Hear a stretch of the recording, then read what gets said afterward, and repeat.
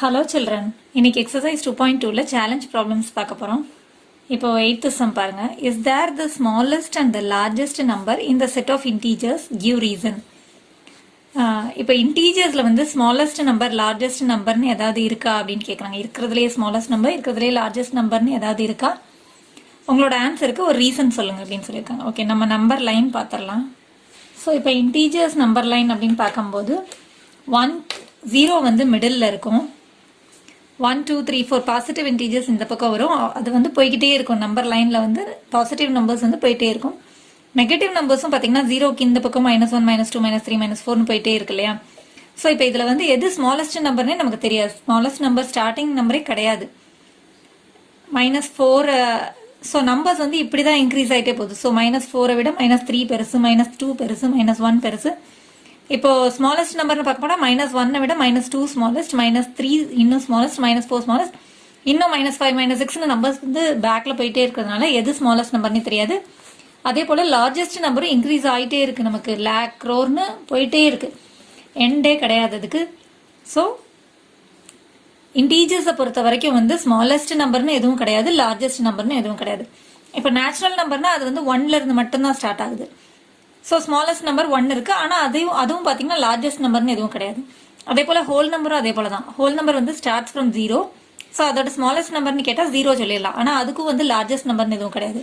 ஆனால் இந்த இன்டீஜர்ஸ்க்கு ஸ்மாலஸ்ட் நம்பரும் கிடையாது, லார்ஜஸ்ட் நம்பரும் கிடையாது.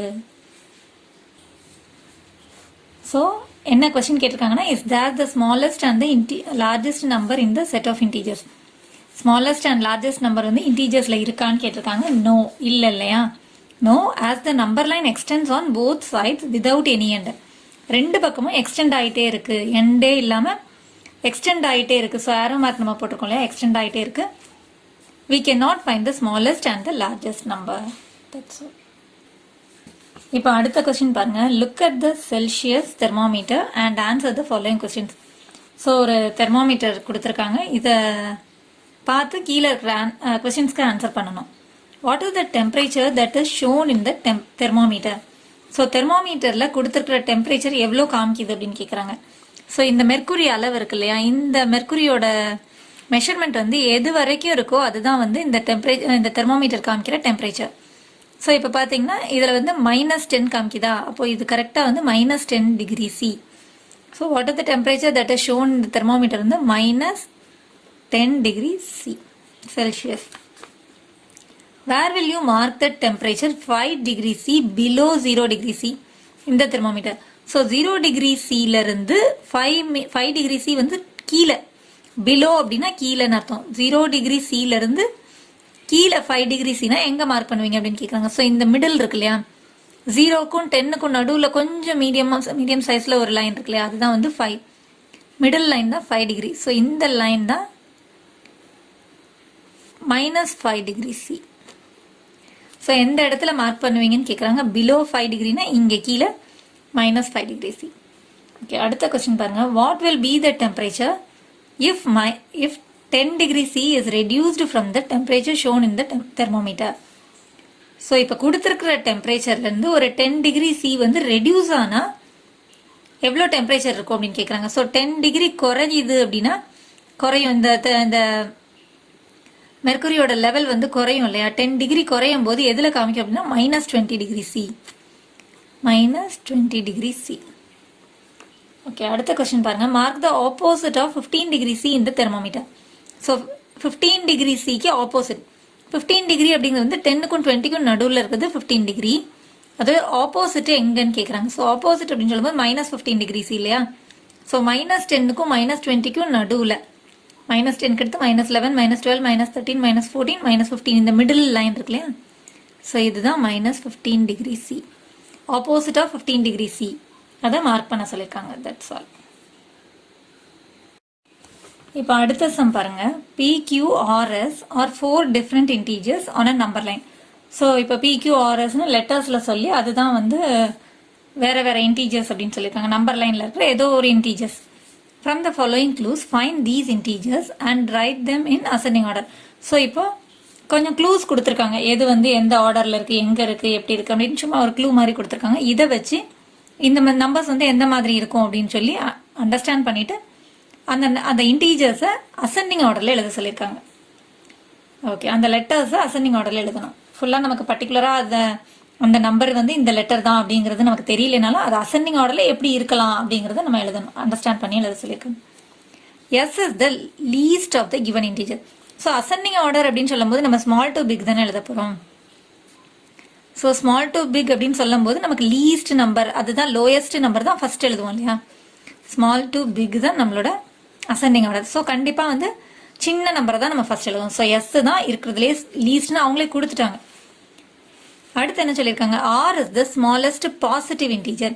ஓகே, நம்ம நம்பர் லைனில் கொஞ்சம் அண்டர்ஸ்டாண்ட் பண்ணிக்கலாம். ஓகே, இப்போ வந்து நமக்கு ஜஸ்ட் லெட்டர்ஸ் தானே கொடுத்துருக்காங்க. ஸோ எந்த நம்பர் எங்கே இருக்குன்னு நமக்கு சொல்லலை, சும்மா நான் லைன்ஸ் வரைஞ்சிருக்கேன், நடுவில் 0 இருக்கும்ன்றதுனால நான் 0 எழுதிட்டேன். இப்போ எஸ் தான் வந்து லீஸ்ட் அப்படின்னு சொல்லிட்டாங்க. ஸோ நம்மளோட அசெண்டிங் ஆர்டர் படி கண்டிப்பாக ஸ்மாலஸ்ட் நம்பர் தான் ஃபர்ஸ்ட் வரணும் இல்லையா. அசெண்டிங் ஆர்டரில் எஸ் தான் ஃபர்ஸ்ட் வரப்போகுது, இஸ் த ஸ்மாலஸ்ட். அதுக்கு அடுத்து என்ன சொல்லியிருக்காங்க, R is the smallest positive integer. So நமக்கு தெரியும் இல்லையா, பாசிட்டிவ் இன்டீஜர்ஸ்லேயே எது ஸ்மாலஸ்ட் அப்படின்னா 1. ஸோ இதுதான் ஆர் அப்படின்னு நமக்கு தெரிஞ்சு போச்சு.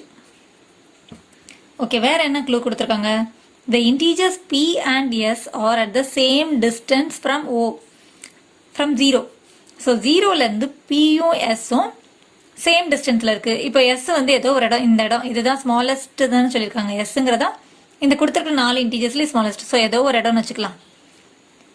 இப்போ ஒரு 0க்கு அடுத்து -1 -2 -3 -4 -5ன்னு வச்சுக்கலாமே. அப்போது என்ன சொல்லியிருக்காங்க, P and S are at the same distance from 0.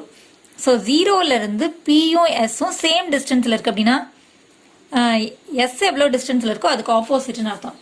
So -5னா இந்த பக்கம் 5 தான் பி, சேம் டிஸ்டன்ஸ் இருக்குது. 0லேருந்து இது 5 டிஸ்டன்ஸ்னா இங்கேருந்து இது 5 டிஸ்டன்ஸ். ஸோ இந்த பக்கம் 5 டிஸ்டன்ஸ்னு அர்த்தம். 1 2 3 4 5 இருக்குது. அப்போ இதுதான் நம்மளோட பின்னு அர்த்தம். P and S are at the same distance from 0. 0லேருந்து இது எவ்வளோ டிஸ்டன்ஸோ அதே டிஸ்டன்ஸ் தான் பியும் இருக்குது அப்படின்னு சொல்லும்போது அதோட ஆப்போசிட் தான் வரும். வேற என்ன க்ளூ கொடுத்துருக்காங்கன்னா, Q is 2 units to the left of integer r. integer rலேருந்து லெஃப்ட் சைடில் 2 units அப்படின்னு சொல்லியிருக்காங்க. ஆருக்கு லெஃப்ட் சைடு அப்படின்னு சொல்லும்போது இது லெஃப்ட் இது ரைட் இல்லையா. ஸோ லெஃப்ட் சைடில் 2 units அப்படின்னு சொல்லும்போது 1 2. அப்போ இதுதான் நம்மளோட Qங்கிறது வந்து -1. ஸோ இப்போ நமக்கு கிளியராக வந்து அசெண்டிங் ஆர்டர் தெரிஞ்சிருச்சு இல்லையா. எஸ்ஸுக்கு அடுத்து எது இருக்குது, Q, அதுக்கு அடுத்து R, அதுக்கு அடுத்து P. ஸோ இதுதான் நம்மளோட ascending order. S is less than Q and that is less than R and that is less than P. That's all.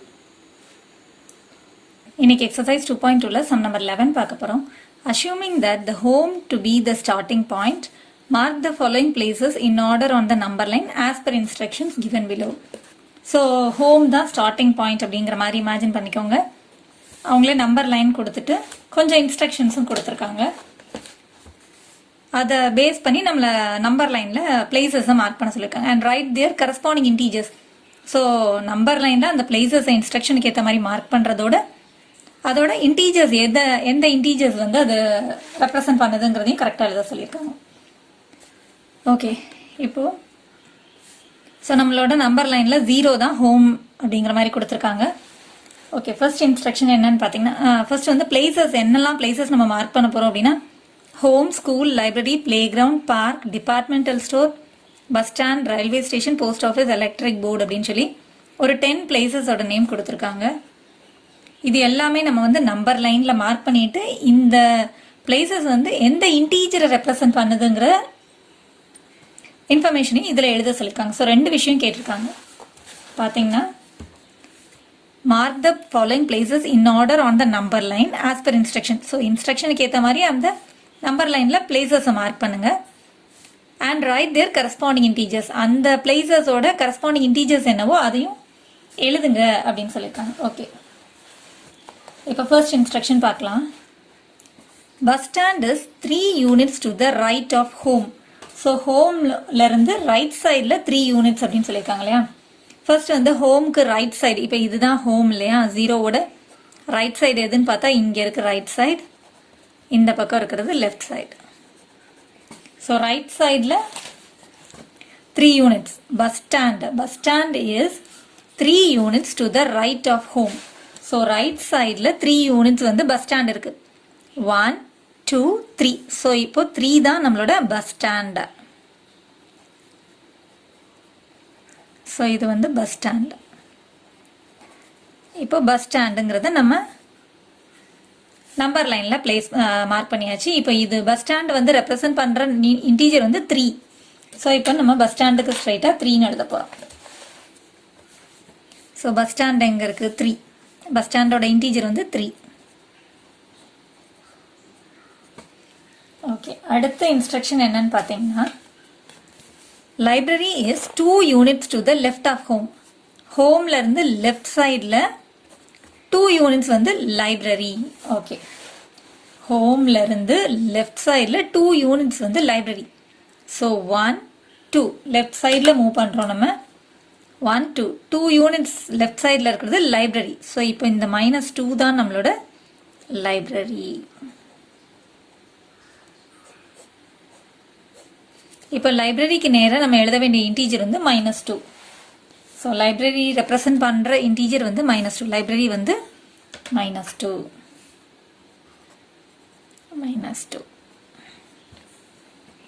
Okay, அடுத்த இன்ஸ்ட்ரக்ஷன் நம்பர் 3. ஸோ 2 இன்ஸ்ட்ரக்ஷன் பார்த்தாச்சு. இப்போ 3வது இன்ஸ்ட்ரக்ஷன் வந்து என்னன்னு பார்த்தோம்னா, departmental store is 6 units to the left of home. Left ஹோம்ல இருந்து left சைடில் 6 units இருக்கிறது வந்து டிபார்ட்மெண்டல் ஸ்டோர். ஓகே, ஸோ நம்மளோட நம்பர் லைனில் ஹோம்ல இருந்து லெஃப்ட் சைடில் 6 units மூவ் பண்ண சொன்னாங்க இல்லையா? ஸோ 1, 2, 3, 4, 5, 6. ஸோ 6 unitsல இருக்கிறது வந்து லெஃப்ட் சைடில் 6 unitsல இருக்கிறது வந்து departmental store. So that is departmental store.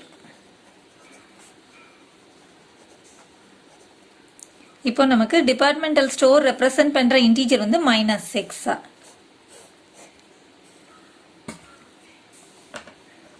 Departmental store represent பண்ற இன்டீஜர் வந்து -6. லைப்ரரி வந்து -2. பஸ் ஸ்டாண்ட் வந்து 3. ஓகே, இப்போ நம்மளோட 4th இன்ஸ்ட்ரக்ஷன் பார்க்கலாம்.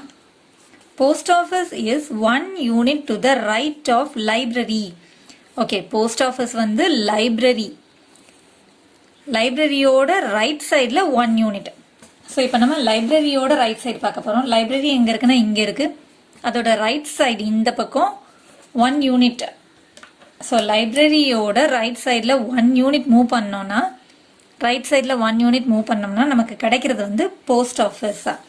ஸோ இப்போ இதுதான் post office. So post office. அப்போ போஸ்ட் ஆஃபீஸ் ரெப்ரசன்ட் பண்ணுற இன்டீஜர் என்னன்னு பார்த்தோம்னா -1. போஸ்ட் ஆஃபீஸ் ரெப்ரசன்ட் பண்ணுற இன்டீஜர் -1. இப்போ நம்ம போஸ்ட் ஆஃபீஸ் ரெப்ரசன்ட் பண்ணுற இன்டீஜர் வந்து -1 இல்லையா? ஸோ -1. ஓகே, இப்போ அடுத்த இன்ஸ்ட்ரக்ஷன் பார்த்தோன்னா 4th இன்ஸ்ட்ரக்ஷன் ஃபினிஷ் பண்ணியாச்சு. அடுத்தது வந்து பார்த்தீங்கன்னா, park is 1 unit right of departmental store. Park is 1 unit right of departmental store. So இப்போ பார்க் வந்து எங்கே இருக்குது அப்படின்னு நம்ம எழுத போகிறோம். டிபார்ட்மெண்டல் ஸ்டோருக்கு ரைட் சைடில் 1 unit. ஸோ டிபார்ட்மெண்டல் ஸ்டோரை தான் ஃபஸ்ட்டு நம்ம தேடணும். டிபார்ட்மெண்டல் ஸ்டோருக்கு ரைட் சைடில் 1 unit. ஸோ ரைட் சைடுனா இந்த பக்கம் ரைட் சைடு. லெஃப்ட் சைடு இது பேக் சைடில் வந்து லெஃப்ட் சைடு, ரைட் சைடில் 1 unit மூவ் பண்ணும்போது அங்கே இருக்கிறது வந்து பார்க். ஸோ 1 unitனா இங்கே இருக்குது. ஸோ இதுதான் நம்மளோட பார்க். அப்போ பார்க் ரெப்ரசன்ட் பண்ணுற இன்டீஜர் இஸ் -5. ஸோ இப்போ பார்க் ரெப்ரசன்ட் பண்ணுற இன்டீஜர் வந்து -5.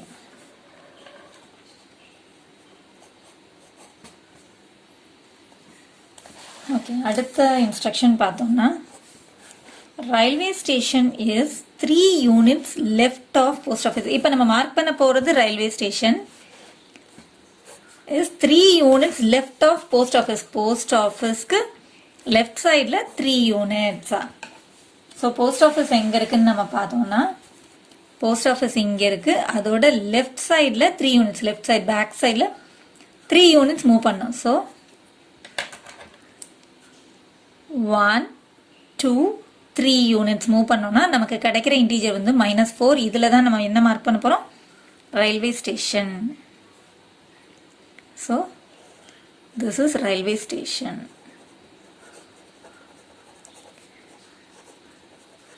இப்போ ரயில்வே ஸ்டேஷன் ரெப்ரசன்ட் பண்ணுற இன்டீஜர் வந்து -4. ஸோ ரயில்வே ஸ்டேஷன் ரெப்ரசன்ட் பண்ணுற இன்டீஜர் வந்து -4. So that is -4. இப்போ அடுத்த இன்ஸ்ட்ரக்ஷன் பாருங்கள். School is next to the right of bus stand.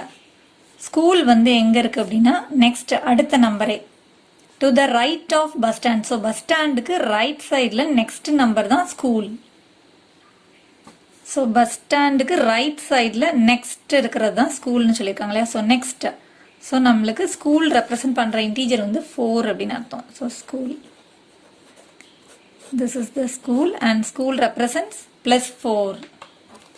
So இப்போ ஸ்கூல் வந்து ரெப்ரசன்ட் பண்ணுற இன்டீஜர் வந்து 4. இப்போ அடுத்த இன்ஸ்ட்ரக்ஷன் பாருங்க. Playground and library are opposite to each other. Playground, library ரெண்டுமே ஆப்போசிட்னு சொல்றாங்க. இது பிளஸ்ல இருந்தா இது மைனஸ், இது மைனஸ்ல இருந்தா இது பிளஸ், அந்த மாதிரி ஆப்போசிட்ல ஈக்குவல் டைரக்ஷன்ல ஈக்குவல் டிஸ்டன்ஸ்ல இருக்கு அப்படின்னு அர்த்தம். Playground and library are opposite to each other. So இப்போ நம்ம பிளே கிரவுண்ட் மார்க் பண்ண போறோம். லைப்ரரி கொடுத்துருக்காங்க இல்லையா. ஸோ இது ரெண்டும் ஆப்போசிட் அப்படின்னா 0ல இருந்து -2 லைப்ரரி அப்படின்னா 0ல இருந்து +2 தான் பிளே கிரவுண்டு. ஸோ 2 இருக்கிறது தான் பிளே கிரவுண்டு. ஆப்போசிட் அப்படின்னா இது பாசிட்டிவ்ல இருந்தால் இது நெகட்டிவ்ல இருந்தால் இது பாசிட்டிவ்ல அதே டிஸ்டன்ஸ். ஸோ 2 தான் நம்மளோட playground. So playground represent பண்ணுற இன்டீஜர் வந்து 2. So playground represents 2.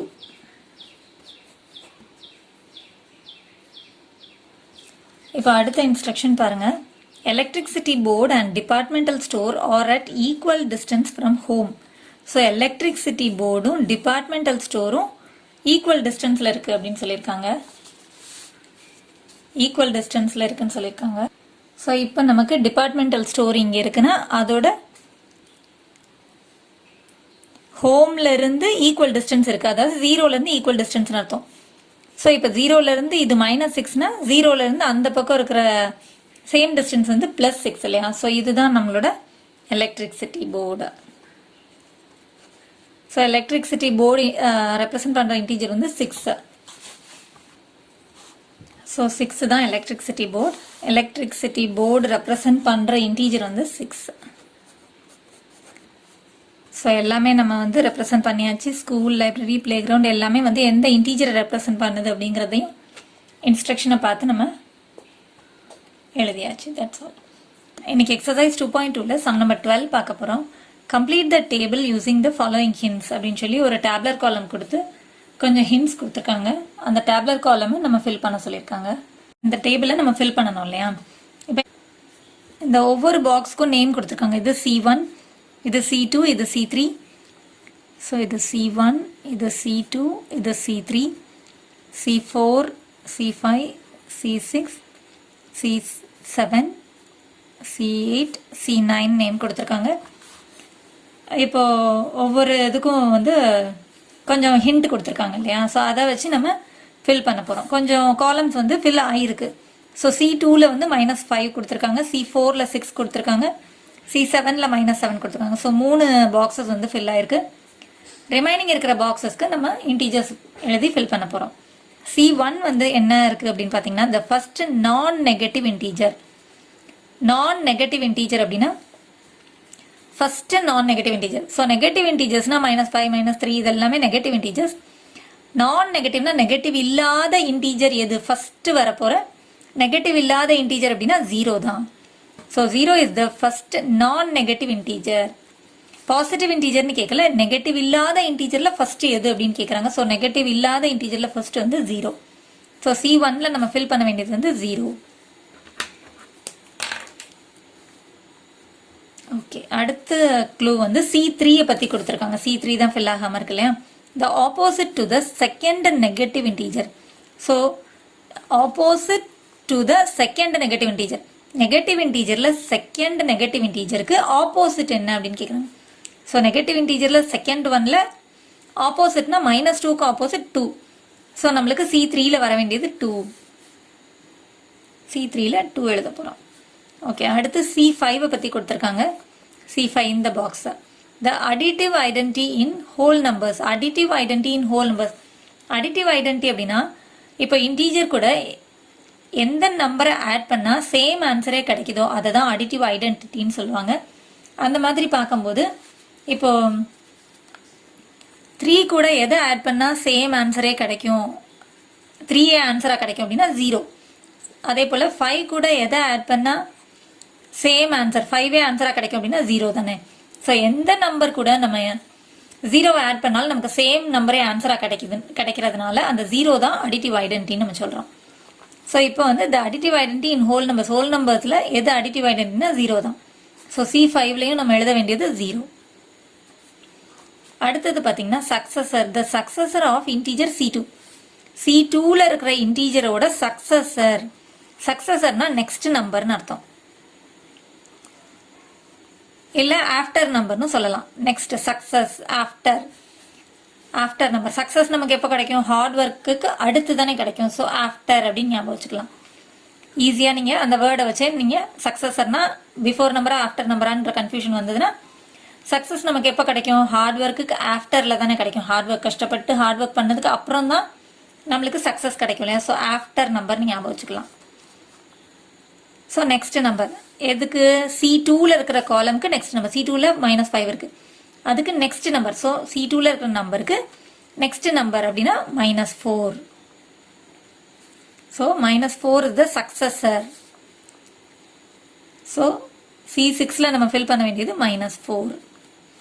அடுத்தது பார்த்தீங்கன்னா ப்ரெடிசஸர். C8ல வந்து ப்ரெடிசஸர். C8ல நம்ம ஃபில் பண்ண போகிறோம். The predecessor of the integer in C7. C7ல இருக்கிற இன்டீஜருக்கு ப்ரெடிசஸர். ப்ரெடிசஸர்னா பிஃபோர் நம்பர். ப்ரெடிசஸர்னா பிஃபோர் நம்பர். ஸோ C7ல இருக்கிற இன்டீஜருக்கு பிஃபோர் நம்பர், -7க்கு பிஃபோர் நம்பர். ஸோ இப்போ -6 -7 -8ன்னு போகுது இல்லையா. ஸோ -7க்கு பிஃபோரில் இருக்கிறது -8. ஸோ -8 தான் இங்கே வரணும். அடுத்து C9ல நம்ம என்ன ஃபில் பண்ண போகிறோம் அப்படின்னு பார்த்தீங்கன்னா the opposite to the integer in C5. So C5ல இருக்கிற இன்டீஜருக்கு ஆப்போசிட். C5ல வந்து நமக்கு என்ன இன்டீஜர் இருக்குன்னா 0. 0வோட ஆப்போசிட்டும் 0வே தான். 0லேருந்து எவ்வளோ டிஸ்டன்ஸ் இருக்குங்கிறத வச்சு தான் நம்ம வந்து ஆப்போசிட்டே சொல்லுவோம். ஸோ 0க்கே ஆப்போசிட் என்ன அப்படின்னு கேட்டாங்கன்னா 0வே தான். ஸோ C9ஓட வேல்யூ வந்து 0. இப்போ அடுத்த சம் பாருங்க. The following bar graph shows the profit plus and loss minus of a small scale company in crores between the years 2011 to 2015.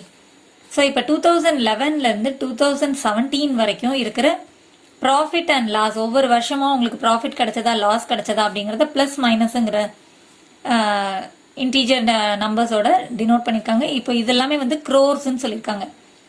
So மேலே இருக்கிறது எல்லாமே ப்ராஃபிட், கீழே வந்தால் அது லாஸ். அதே போல் இந்த நம்பர்ஸ் வந்து இன் க்ரோஸ், கோடி கணக்கில் இந்த கணக்கு சொல்லியிருக்காங்க. 10 crores இதுனா 20 crores 30 crores அந்த மாதிரி. ஸோ இங்கே வந்து நம்பர்ஸில் ரெப்ரசன்ட் பண்ணியிருக்காங்க 10 20 30 40ன்னு. ஓகே, இப்போ என்னெல்லாம் கொஸ்டின்ஸ் கேட்டிருக்காங்கிறத வச்சு நம்ம அண்டர்ஸ்டாண்ட் பண்ணிக்க போகிறோம். இப்போ ஃபஸ்ட்டு நம்ம கிராஃப் அண்டர்ஸ்டாண்ட் பண்ணிக்கலாம். 2011ல் உங்களுக்கு கீழே டினோட் பண்ணியிருக்கு அப்படின்னா லாஸ்ன்னு அர்த்தம். அதே போல் 2012லையும் உங்களுக்கு லாஸ் தான். 2013ல் ப்ராஃபிட் கிடச்சிருக்கு, 2014ல் ப்ராஃபிட் மேலே போயிருக்கு அப்படின்னா ப்ராஃபிட். 2015லையும் 2015ல் லாஸ் கீழே ஃபேஸ் பண்ணியிருக்கு, 2017ல் ப்ராஃபிட். 2016க்கு எதுவுமே கொடுக்கல அப்படின்னா அந்த டைமில் உங்களுக்கு லாஸும் இல்லை ப்ராஃபிட்டும் இல்லை, 0 அப்படின்னு அர்த்தம். ஓகே, இப்போ என்னெல்லாம் கொஸ்டின்ஸ் கேட்டிருக்காங்கன்னு பார்க்கலாம். Write the integer that represents a profit or loss for the company in 2014. So 2014ல் ப்ராஃபிட்டா லாஸாங்கிறத இன்டீஜரில் ரெப்ரசன்ட் பண்ணுங்கன்னு சொல்லியிருக்காங்க. என்ன இன்டீஜரில் நீங்கள் சொல்லுவீங்க அப்படின்னு கேட்குறாங்க. ஸோ 2014ல் ப்ராஃபிட் எவ்வளோ அப்படின்னு நம்ம பார்க்கணும் இல்லையா. ஸோ இது வந்து 40 50 அப்படின்னு நம்ம ஸ்கேல் வச்சு நம்ம பார்க்கலாம். ஸ்கேலை இப்படி ஸ்ட்ரெயிட்டாக நீங்கள் எடுத்துகிட்டு வந்து பார்த்தீங்கன்னா இது வந்து 40க்கும் 50க்கும் நடுவில் இருக்குது. ஸோ இது வந்து 45. இந்த டாப் வந்து இந்த இடத்துல எங்கே வந்து மீட் பண்ணுது அப்படின்றத செக் பண்ணணும். ஸோ அந்த மாதிரி பார்க்கும்போது இது வந்து 45க்கு வருது. ஸோ எந்த இன்டீஜர் அதை ரெப்ரசன்ட் பண்ணுது அப்படின்னா 45 ப்ளஸ் 45 ப்ளஸ் 45 போட்டாலும் ஓகே தான், ஆர் 45 போட்டாலும் ஒன்று தான். ஓகே, அடுத்து denote by an integer on the profit or loss in 2016. So 2016ல் அவங்களுக்கு ப்ராஃபிட் ஆர் லாஸ் ஆங்கிறத இன்டீஜரில் ரெப்ரசன்ட் பண்ண சொல்லியிருக்காங்க. அது வந்து 0 தான். 0ங்கிறது ஒரு இன்டீஜர் தான். ஸோ 0 அப்படின்னு போட்டுடலாம். அடுத்து பார்த்தீங்கன்னா denote by integers on the loss for the company in 2011 and 2012. இப்போ 2011 2012 ரெண்டு இயர்லையுமே லாஸ் வந்து எவ்வளோ அப்படிங்கிறத கேட்டிருக்காங்க இல்லையா. ஸோ 2011ல் வந்து எவ்வளோ லாஸ் அப்படின்னு பார்த்தோம்னா கரெக்டாக ஸ்ட்ரைட்டாக 10 டினோட் பண்ணுது. ஸோ -10ன்னு எழுதணும். ஸோ -10. 2012ல் பார்க்கும்போது இது கரெக்டாக வந்து 20க்கு ஸ்ட்ரைட்டாக இருக்கு இல்லையா. ஸோ இப்போ இந்த மாதிரி ஸ்ட்ரைட்டாக வைக்கும்போது 20க்கு ஸ்ட்ரைட்டாக இருக்குது. இது டவுன் சைட் ஃபேஸ் பண்ணியிருக்கனால இது -20. ஸோ இது என்ன இன்டீஜர் அப்படின்னு பார்த்தோம்னா -20. ஓகே, அடுத்து say true or false. The loss is minimum in 2012. இப்போ லாஸ் வந்து 3 இயர்ஸில் கிடச்சிருக்கு. அதாவது 2011லேயும் லாஸ் தான், 2012லேயும் லாஸ் தான், 2015லேயும் லாஸ் தான். மினிமம் அப்படின்னா ரொம்ப குறைவாக இருக்கிறது அப்படின்னு அர்த்தம். லாஸ் வந்து எந்த இயரில் வந்து ரொம்ப குறைவாக இருக்குது அப்படின்னா 2012ல் தான் இருக்கிறதுலேயே மினிமம் அப்படின்னு சொல்லியிருக்காங்க. அது வந்து கிடையாது. 2011ல் தான் ரொம்ப கம்மியாக இருக்குது. 2015ல் அதிகமாக இருக்குது, அதிகமான லாஸ். 2012ல் வந்து மீடியமாக தான் இருக்குது, மிடிலாக தான் இருக்குது. ஸோ அவங்க சொன்னது வந்து ஃபால்ஸ் ஸ்டேட்மெண்ட். இப்போ அடுத்த சம் பாருங்க. fill in the blanks அப்படின்னு சொல்லியிருக்காங்க. the amount of loss in 2011 is dash as profit in 2013. 2011ல் வந்து அவங்களுக்கு லாஸ் ஆயிருக்கு, 2013ல் வந்து அவங்களுக்கு ப்ராஃபிட் கிடச்சிருக்கு. அந்த ரெண்டு அமௌண்ட்டும் எப்படி இருக்குது அப்படின்னு கேட்டிருக்காங்க. 2011ல் இருக்கிற அமௌண்ட் லாஸோட அமௌண்ட்டும் 2013ல் இருக்கிற ப்ராஃபிட்டோட அமௌண்ட்டும் எப்படி இருக்குது அப்படின்னு பார்த்தோம்னா இதில் வந்து அவங்களுக்கு லாஸ் வந்து 10 crore ஆயிருக்கு. ஆனால் 2013ல் ப்ராஃபிட் வந்து 10 crore ஆயிருக்கு. பார்த்தீங்களா, கரெக்டாக 10 வரைக்கும் இருக்குது. ஸோ இது ப்ராஃபிட் வந்து 10 crore, இது வந்து டவுன் சைடில் இருக்கிறது 10. ஸோ அப்போ லாஸ் வந்து 10 crore அர்த்தம். இப்போ வந்து என்னன்னா ரெண்டும் எப்படி இருக்குன்னா சேமாக இருக்குது. So the amount of loss in 2011 is same as profit in 2013. So இது ரெண்டுமே வந்து சேம் தான். இதோட லாஸும் இதோட ப்ராஃபிட்டும் சேம் அமௌண்ட் அப்படின்னு சொல்கிறோம். So the amount of loss in 2011 is same as profit in 2013. That's all. Thanks for வாட்சிங் சில்ட்ரன். Contact 944 540 9416.